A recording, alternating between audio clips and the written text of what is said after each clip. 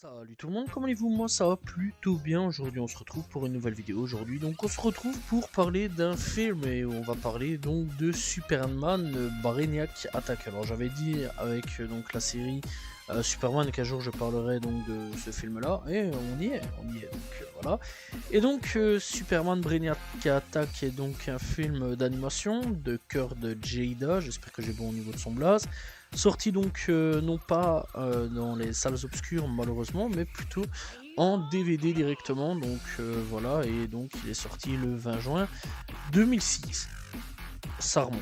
Donc dans un an, ça fera 20 ans que le film est là. Et je commence à me faire vieux. C'est fou. Donc le film il est produit par Warner Bros Animation, d'après donc le personnage de comics publié par DC Comics, donc Superman et bien sûr Brainiac et tout ce qu'il y a donc aux alentours de Superman. Donc le film reprend l'identité visuelle de la série Superman de 1996, donc 1996, j'espère que j'ai bon au niveau de tout ça. Donc voilà, mais malheureusement ça ne se déroule pas dans la même continuité. Donc voilà, mais après tu peux le mettre dans la même continuité, il n'y a pas de problème, on s'en fout dans tous les cas. Voilà, je sais pas pourquoi ils disent que c'est pas vraiment dans la même continuité, je sais pas si dans la série il est officiellement mort ou non, je me souviens plus du tout. Donc voilà, et c'est vrai que ça remonte maintenant la série, donc au moment où je l'ai vu. Donc il faut savoir que au niveau donc du synopsis, bah en gros on retrouve qui? Lex Luthor. Toujours là, Lex Luthor. D'ailleurs, là pour le moment, je suis en train de me faire pas mal de films Superman. À chaque fois, t'as Lex Luthor à un moment ou à un autre. C'est une dinguerie. Donc, Lex Luthor, bah en gros, il en a marre. Il en a marre du succès et la popularité grandissante de Superman. Parce que bah, Superman, il commence de plus en plus à devenir big. Voilà, ça devient le duc de Metropolis, on va dire. Voilà, le roi de Metropolis. Il est là, tranquille, tu vois. Il peut s'asseoir sur le trône, tranquille, lui. Lui, vraiment, il est bien. Et Lex, il en a marre, voilà, il en a marre de tout ça. Et donc le gars, il décide de s'associer donc avec Brainiac, en gros pour faire un 2v1, voilà, donc en gros, go vaincre Superman. Et tout ça en utilisant bien sûr de la kryptonite. Et oui, bah on rappelle quand même que la kryptonite, eh bien, malheureusement, c'est donc le seul défaut à Superman, puisque bah, il est face à de la kryptonite, bah, il peut être faible, en fait c'est son gros point faible. Hein.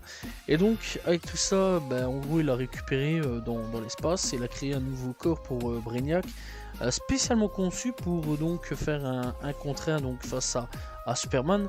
Mais il faut savoir donc en gros, eh bien, Lex Luthor il le tenait voilà quoi, il le tenait bien. Voilà, en gros, c'était tu me trahis, tu fais un coup foireux, ça va pas le faire pour toi, mon copain. Voilà, donc du coup, Brainiac va pas être très très content là-dessus. Voilà, et donc du coup, bah, il sera un peu contraint dans tous les cas de devoir travailler pour Luthor. Voilà, et bah, il a pas le choix en fait. Il a vraiment pas le choix. Alors, est-ce qu'il va trahir Luthor ou non? Ça, je vais pas trop faire de révélation. Donc voilà, et surtout, bah, on va pas trop en parler. Donc voilà, mis à part qu'on n'est pas forcément non plus sur la Terre, on est aussi donc dans la mystérieuse zone fantôme.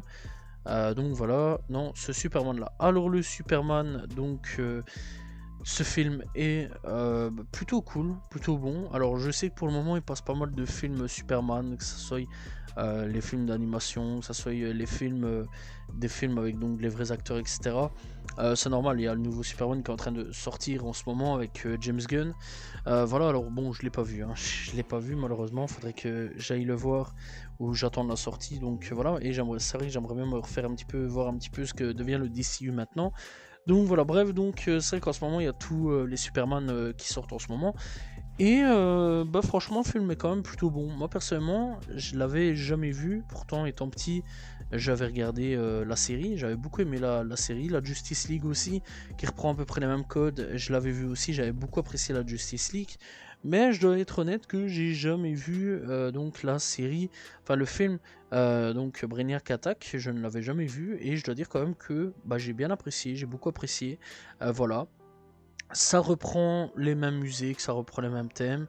Voilà. Alors le seul défaut là-dessus au niveau du film, parce que on est clairement habitué au niveau donc des VF.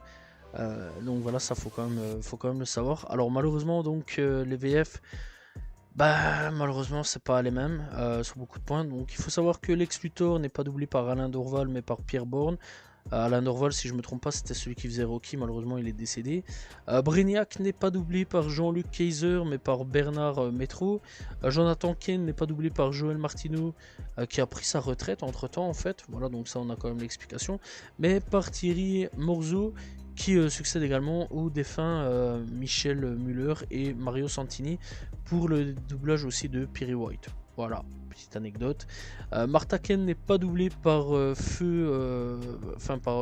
Caroline Boone, mais par Céline Meloul. Voilà. Marcy Grave n'est pas doublée par Emmanuel Bondeville, mais par Kelvin Dumour.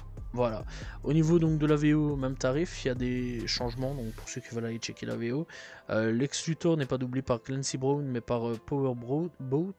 Brainiac n'est pas doublé donc par Corey Burton, mais par Lance Henriksen. Et Mercy Griff n'est pas doublée par Lisa Edelstein, mais par Tara Strong. Lisa Edelstein d'ailleurs, qui sera quelques années plus tard que dit dans la série Doctor House, ou alors c'était déjà en route Doctor House, un des deux, mais en tout cas c'est l'actrice, c'est l'une des actrices principaux de Doctor House. Donc voilà. Alors il faut savoir que c'est toujours en cours de diffusion à l'heure actuelle. Voilà, ça faut le savoir.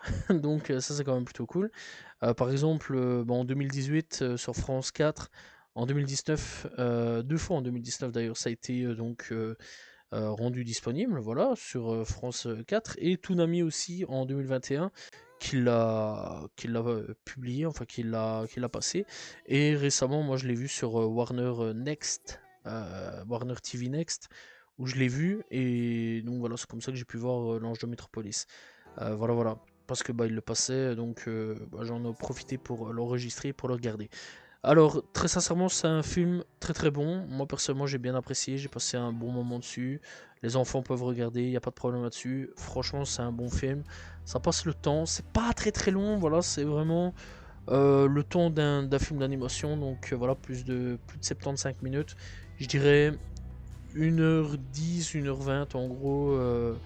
À tout taper là-dessus, peut-être plus, peut-être moins. En tout cas, bon, voilà quoi, c'est pas très long. Voilà, c'est pas très long et donc du coup, ça peut se regarder assez facilement. Donc voilà, c'est à peu près 3 épisodes, je pense, si je me trompe pas, 2 ou 3 épisodes d'une série quoi. Donc voilà, franchement, ouais, ça va plutôt vite, c'est plutôt cool, c'est vraiment plutôt bon. Moi, j'ai bien apprécié. Voilà, mis à part peut-être, oui, la VF qui m'a un petit peu au début parce que je connais la VF. J'aimais bien la VF, j'ai grandi avec la VF de Superman.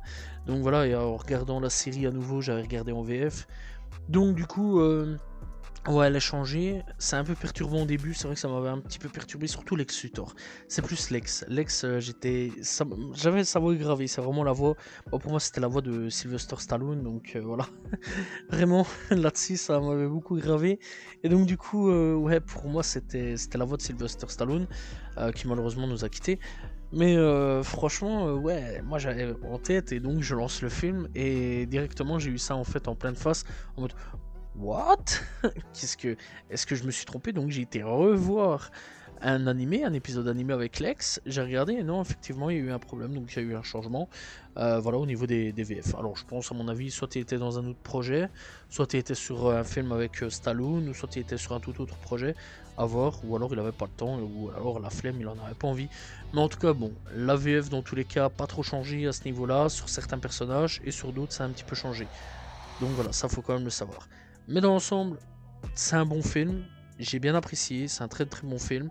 Voilà, l'animation est plutôt bonne. D'ailleurs, il y a eu des améliorations à ce niveau-là, au niveau donc de l'animation. On voit vraiment qu'il y a une grosse amélioration. Et ça m'a plu. Franchement, j'ai bien kiffé à ce niveau-là. Ça m'a vraiment plu. Voilà, franchement, encore une fois, ouais, je conseille vraiment d'aller checker. Les enfants peuvent regarder, il n'y a aucun problème là-dessus. L'animation est plutôt bonne. Que dire de plus? Au niveau de la musique, ça change pas. C'est toujours aussi bon. Moi j'ai bien apprécié la musique, donc voilà. Et franchement, je sais pas quoi dire de plus à ce niveau-là. N'hésitez pas à aller checker Brainiac Attack, qui je sais pas malheureusement où est disponible. J'imagine sur sur les trucs Warner, mais j'en sais pas plus. Je sais pas si c'est sur Netflix ou sur un autre support de diffusion, donc de streaming. J'en sais pas plus à ce niveau-là. Mais très sincèrement, ouais, je conseille vraiment d'aller checker si vous avez l'occasion de pouvoir le voir. C'est un excellent film que je conseille fortement. Voilà, donc bon, on va s'arrêter là. Je pense que c'est très bon là-dessus, 10 minutes pour expliquer un petit peu le film. C'est quand même plutôt cool. Je conseille vraiment d'aller checker donc Superman Brainiac Attack, qui était pas mauvais. Voilà, il y a eu plein de changements par contre, quelques changements par contre. Donc voilà, mais c'est quand même un bon film. Voilà, j'espère que vous avez apprécié la vidéo sur Superman Brainiac Attack. N'hésitez pas à vous abonner, liker, commenter, partager.